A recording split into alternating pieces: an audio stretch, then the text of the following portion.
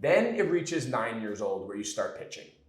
And the families of the kids who really want it, they have some ability, they want to go out and test themselves against other teams, they do what you just said. Yeah. They start leaving the rec. Right. So Gene, I guess my question to you is, in order to kind of combat this keeping up with the Joneses, where it's like, I don't want to leave rec, but the other 5 families we've done this with for 3 years, they left.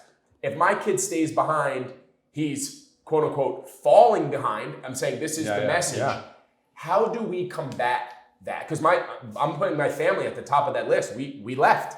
We joined a travel organization and we never went back. So like, what is the message you have for families out there to combat that exact thing from happening? And it's such a great point that you're bringing up, because you're part of the keeping up with the Joneses, and you were a professional football player, so you're doing it as well. Well, 2 things come to mind when we talk about combating the trend, and Jason brought up some great points. Think about orthopedic problems that are rising. Like, why does an 8-year-old kid have to go in for surgery? Because he's been pitching so much. Yeah. Like, isn't that a problem? Let's look at what we're doing for these kids' bodies, right? Second thing is, when you think about sports sampling, that makes you a better athlete. Yep.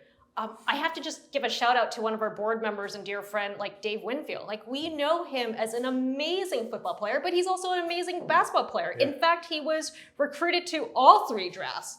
And he is a great athlete because he played many sports. Yep. Jack Nicklaus, dear friend, wonderful man. We had a whole debate over dinner one time. And I said, Jack, we really talk at Aspen Institute about, 12 years old, 14 years old. We don't want kids to specialize because of injuries and everything else. He said, he's 16 years old.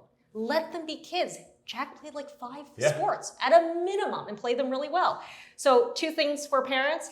If you really are on that college track to get a full scholarship, let your kids sample different sports and let them find their passion, right? And 2, tee them up for success. Let's not see them at, a hospital having surgery at the age of 8 or 10. They're fatigued and they're like, why did you put me in the same sport 365 days a year?